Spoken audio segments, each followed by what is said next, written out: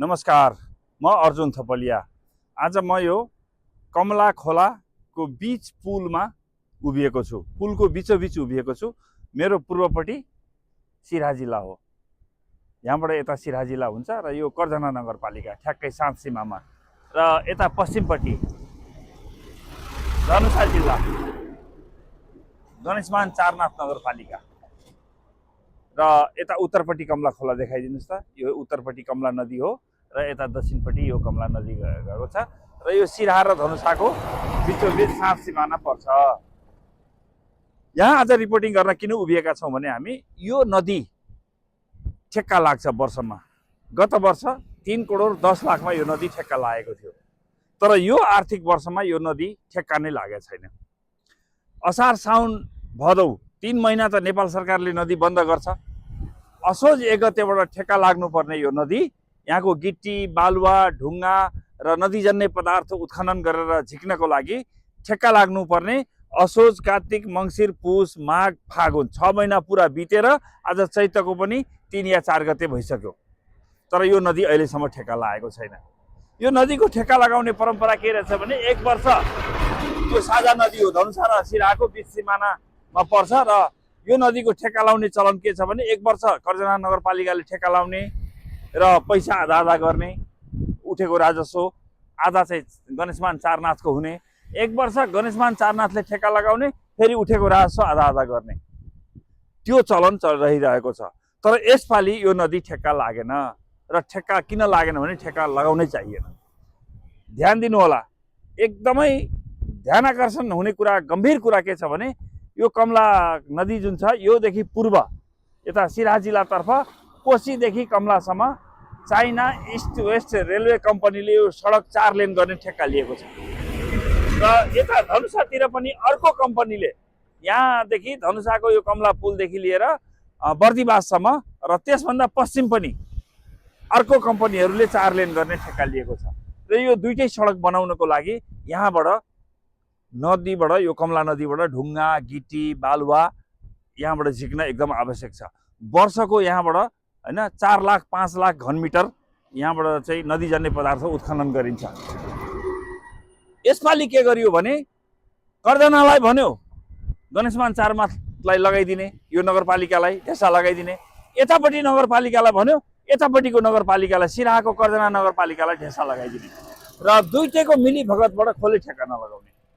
खोला ठेक्का नलगाएपछि अहिले चाहिँ के भइरहेछ भने यो कमला नदीको पूर्वपट्टि सिराहामा सञ्चालित 1 दर्जन जति क्रसर उद्योगहरूले यहाँबाट सामान झिकेर, यहाँबाट नदीजन्य पदार्थ झिकेर त्यहाँ क्रसर उद्योग चलाइरहेका छन्, र पूर्वपट्टि China East West railway company जो सडक 4 लेन विस्तार गर्नको लागि काम गरिरहेछ उसलाई बिक्री गर्ने। यता धनुषातिर जुन 4 लेन सडक विस्तार भइरहेछ त्यो कम्पनीलाई यता धनुषातिर सञ्चालित क्रसर उद्योगहरूले माल बेच्ने, यो नदीजन्य पदार्थ बेच्ने, र यो ठेक्का नलगाउने, यहाँबाट माल झिक्ने र क्रसर उद्योगहरूले चलाउने, र क्रसर उद्योगहरूले गणेशमान चारनाथ नगरपालिका र कर्जना नगरपालिकाका कर्मचारी जनप्रतिनिधिहरूलाई मोटो रकम घुस खुवाउने। अनि पत्रकारले सोद्धाखेरि, प्रशासनले सोद्धाखेरि या अरू कसैले सोद्धाखेरि किन ठेक्का नलगाएको भन्दाखेरि चारनाथले लगाउँछ, चारनाथ गणेशमान चारनाथले लगाउँछ, गणेशमान चारनाथलेलाई सोद्धाखेरि कर्जनाले लगाउँछ। एउटाले अर्कोलाई ढेसा लगाउने, अर्कोले अर्कोलाई ढेसा लगाउने, तर ठेक्का चाहिँ नलगाउने। यो वर्ष अब आज चैतको 3 गतेलाई मान्नुहुन्छ भने अब हामीसँग समय भनेको चैत, वैशाख, जेठ 3 महिना छ, किनभने असार 1 गतेबाट नदी बन्द हुन्छ। यो 3 महिनामा 90 दिन छ। 90 दिनमा आजका मितिमा पनि ठेक्का लगाउनको लागि सूचना निकालियो भने कम्तीमा 35 दिनको म्याद दिनुपर्छ, र त्यसपछि 10 दिन सम्झौता गर्दाखेरि 45 दिन जान्छ। 45 दिन गएपछि बाँकी रहन्छ 45 दिन। अब 45 दिनमा यो नदी ठेकेदारले किन ठेक्का लिने? 45 दिनमा त माल निकाल्न सक्दैन हैन, र 3 करोड 10 लाख भन्दा त माथि जानुपर्छ। र अर्को कुरा के छ भने ठेक्का नलागेको कारणले असोज, कार्तिक, मङ्सिर, पुष, माघ, फागुन यो 6 महिनामा यो नदीमा भएका जति पनि नदीजन्य पदार्थ उत्खनन गर्नुपर्ने लगभग 3 लाख घनमिटर बालुवा, गिटी र ढुङ्गा यहाँबाट अवैध रूपमा चोरी निकासी भइसकेको छ है। अहिले पनि राति राति यहाँ जेसिबी चल्छ यो बेथाको घाटमा, यो कमलाको विभिन्न ठाउँमा तस्करहरूले राति जेसिबी लगाएर सैकडौँ टिपर लगाएर रातभरि माल निकाल्छन्। रातभरि न प्रशासन तिनीहरूलाई रोक्नेछ, न दुईटैतिरको नगरपालिकाले रोक्नेछ। कसैले फोन गर्यो कर्दनालाई भने त्यो चारनाथ गणेशमानको जिम्मामा हो, कसैले गणेशमान चारनाथलाई फोन गर्यो भने कर्दनाको जिम्मामा हो भनिदिन्छन्। र यसरी यहाँको सम्पूर्ण यो 6 महिनामा कमला नदीको यसपालिको सबै चाहिँ नदीजन्य पदार्थ निकासा भइसकेको छ, चोरी निकासा भइसकेको छ र 3 करोड 10 लाख रुपियाँ जुन राजस्व उठ्नुपर्ने हो त्यो हिनामिना भइसकेको छ। अब ठेक्का लगाएर पनि यो लाग्ने स्थिति छैन। कहिले के भनिन्छ भने लो आइई गरियो त्यो क्यान्सल भयो, कहिले के गरिन्छ भने फेरि आइई गरिएको छ, कहिले मन्त्रालयको वन मन्त्रालयले प्रदेशकोले स्वीकृति दिएको छैन भन्छ। अनेक बहाना लगाउँदै यो जम्मै ठेक्का नलगाउने प्रपञ्च रचिएको छ र यसरी सबै मिलीभगत भएर लगभग 4-5 करोडको यहाँको माल निकासा भइसकेको छ र त्यो क्रसर उद्योगहरूबाट जनप्रतिनिधि, कर्मचारी, स्थानीय प्रशासन सबैले मिलेर यो नदीको दोहन गरेका छन् र राजस्व मारिएको छ। यसपालिको चाहिँ यो सबैभन्दा ठुलो सिराहाको चाहिँ राजस्व हिनामिनाको घटना बनेको छ यो कमला नदीको रिपोर्ट। हजुर, यो कमला खोला नियमअनुसार त असोज 1 गते नै ठेक्कापट्टा लाग्नुपर्ने हो। असार साउन भदौ सरकारले बन्द गर्छ, असोजपछि ठेक्का प्रक्रिया सुरु हुनुपर्ने हो। तर ठ्याक्कै आज चैते 1 गते 6 महिना बित्यो र अहिलेसम्म ठेक्का लागेको छैन, के भएको होला? हजुर नमस्कार। मैले अब हामी अब जिम्मेवारी पदमा बसिसकेपछि हामीले जनताको काम गर्न नसकेको खण्डमा धेरै कुराहरू हामीलाई आइरहेका छन्। खोला ठेक्का लागेको छैन, आन्तरिक स्रोत छैन, त्यसैले गर्दा हामी आफै पनि पीडित छौँ। विकासका काम कसरी गर्ने अनि त्यसपछि के भन्छ यो के अरे हाम्रा जुन आन्तरिक स्रोतबाट चल्ने हाम्रा कर्मचारीहरूलाई दिने सेवा सुविधा हामी कसरी दिने भन्ने विषयलाई लिएर पनि चिन्तित छौँ। अब देशको यस्तो अराजक स्थितिबाट बल्ल बल्ल झिन्झी आन्दोलनबाट उम्रेर हामी यहाँ आयौँ। अब खोला ठेक्का लाग्दा पनि बार हामीलाई मुद्दा मामिला भइराखेकै हुन्। अहिलेसम्म हामी सर्वोच्च अदालतको मुद्दा खेपिरहेका छौँ हाम्रो यही कमला खोला ठेक्काको लिएर। अब त्यही पनि हामी खोला ठेक्का लगाउनलाई रोक नभएको हुनाले गर्दाखेरि हामीले प्रक्रिया पुर्याएर लाउनु पर्ने हुन्छ। अब एकचोटि गरेको आइई रिपोर्ट भनेको 2 वर्ष मात्रै काम दिँदो रहेछ। त्यसपछिबाट आइई गरेर अनि त्यसपछि अब त्यसले वातावरणीय असर पर्छ पर्दैन त्यो सबै हेरेर आइई रिपोर्टको लागि हामी कर्दना नगरपालिकाबाट इएआई रिपोर्टको लागि भनेर भनियो र हाम्रो शम्भु चौरसिया सरले चाहिँ गर्नु पनि भएको थियो। र पछि गएर चाहिँ वनले के गर्यो भने आइई गर्दा हुन्छ, किन इएआई गर्नुभयो भन्ने खालको कुरा आयो। अब इएआई गर्दाखेरि चाहिँ ठुलो परिणाममा उठाउनु पर्ने हो र यहाँ चाहिँ भौगोलिक अवस्था र यो खोलाको परिणाम चाहिँ कतिसम्म मात्रै उठाउन मिल्छ भन्दाखेरि त्यसको लागि चाहिँ के अरे आइईले नै पर्याप्त हुँदो रहेछ र उहाँले गरेको इएआई रिपोर्ट रद्द भयो, उहाँको पास भएन। त्यसपछिबाट फेरि हामीले गणेशमान चारनाथ नगरपालिकाले चाहिँ अब के अरे आइई गरौँ न त भनेर लाग्यौँ। अनि अब पहिला यो यतापट्टिको साइडको पोइन्टको पुलभन्दा तलतिरको एउटा पोइन्टको चाहिँ गरिसकेको थियो।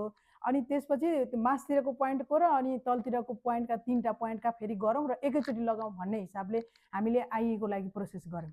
अब आइईको लागि प्रोसेस गर्दै जाँदाखेरि अब कतिपय ठाउँहरूमा अब सबैसँग सिफारिस लिएर कन्स्टिट्युन्सीहरूले गर्दै गरे, कति हामीले सहयोग गर्नुपर्ने सार्वजनिक सुनवाई सबै राखेर सबै समाज भर भलादमी सबै राजनीतिक दलहरू राखेर हामीले पास गरेर मन्त्रालयमा पठाइयो। मन्त्रालयमा पठाएर सार्वजनिक गरिसकेपछि अनि त्यसपछिबाट अब मन्त्रालयबाट हामीलाई चिठी दिने या हाम्रो अब के अरे अफिसबाट चाहिँ अब त्यो आइई प्रमाणीकरण गरिसकेर अनि त्यसपछि खोला ठेक्का ओपन गर्नुपर्ने। अब अहिले हामी त्यही चिठी लिने प्रोसेसमा हामी अन्तिम चरणमा छौँ। अब यसमा चाहिँ अब हामीले यतिखेर खोला ठेक्का ओपन गर्दा न उतातिर अब 35 दिने भन्दा कम त गर्नु पनि भएन, हुँदै हुँदैन सिस्टम अनुसार। अब 35 दिने त्यहाँबाट फेरि 15 दिने गर्ने हुँदाखेरि हामीले अब यो अवस्थामा अझै पनि हामी केही गर्छौँ कि भन्ने हामी सोच गरिरहेका छौँ। खोला ठेक्का नलागेर हजुर 3 महिना बाँकी छ, तर पनि अझै पनि हाम्रो चाहिँ 35 दिने मात्रै लगाएर त्यतिखेर बिचमा उहाँहरूले खोला ठेक्का टेन्डर गर्ने हुनेहरूले भरिदिनु भयो भनेदेखि त्यो पनि हामी 1 महिना चाहिँ उहाँहरूलाई खोला ठेक्का लाग्न सक्छ। र अब त्यही विषयमा हाम्रो हाकिम साहेब चाहिँ अहिले अब मन्त्रालयतिर धाउनु भएको छ। अब उहाँले अब यदि प्रमाणीकरण गरिसकेर उहाँले ल्याइसक्नुभयो भने हामीले त अनि मेन कुराहरूको फेरि प्राविधिकहरू पनि अहिले हुनुहुन्न। अब प्राविधिकहरूलाई के गरी अब हामीले काम गर्ने बेलामा अब प्राविधिकको साइन चाहियो। अब हामीलाई त सबै कुरा थाहा हुँदैन, हाकिमलाई पनि सबै कुरा थाहा हुँदैन। त्यस हिसाबले गर्दाखेरि हामीले चाँडै नै प्राविधिकलाई समन्वय गरेर कमलादेखि पश्चिम झल्केबरसम्म अथवा अलि अझै पश्चिम बर्दिवाससम्म सडक ठेक्का लागेको छ। हजुर त्यसै गरी कमलादेखि पूर्व पनि सडक ठेक्का छ, दुईतिर 4 लेन बन्दैछ।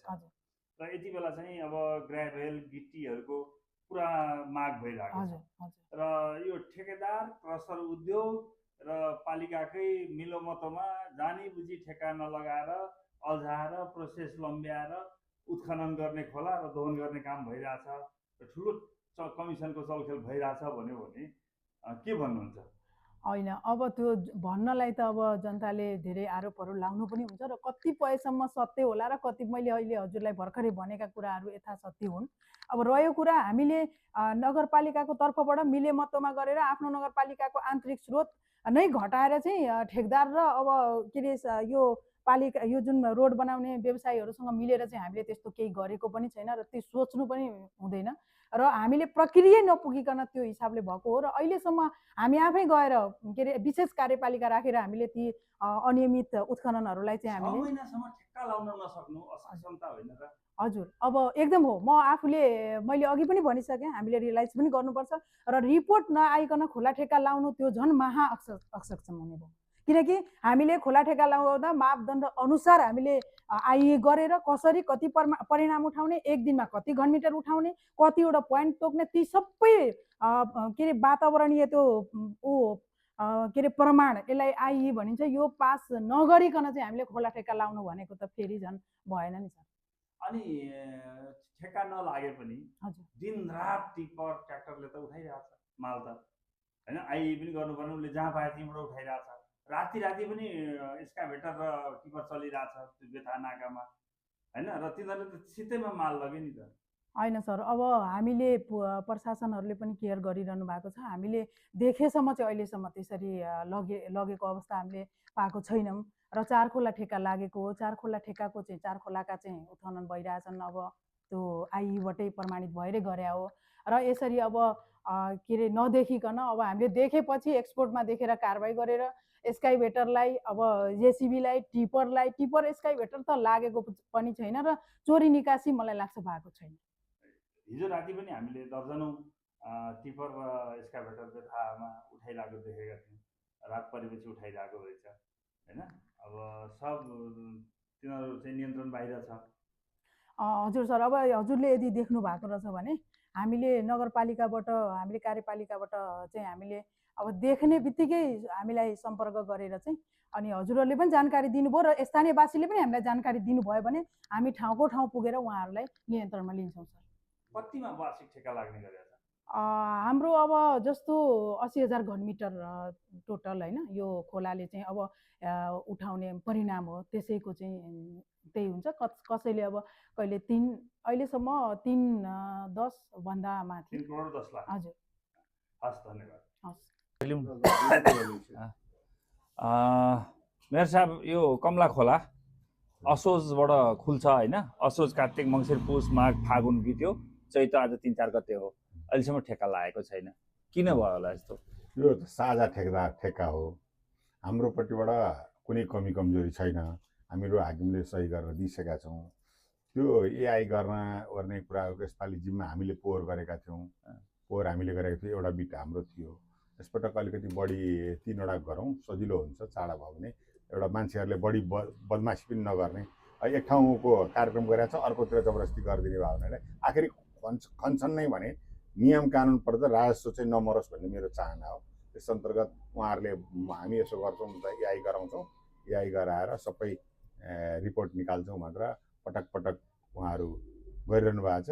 तर अहिलेसम्म उहाँहरू भनेको चारनाथ धनुषातिर अहिले पनि तपाईँ यहाँ आउनुभन्दा अगाडि म त्यहाँ चारनाथमा पसेर आएको। भनेपछि अब त तपाईँलाई अब आइ गर्नलाई 10 दिन लाग्यो, त्यसपछि 35 दिन सूचना निकाल्नु पर्यो।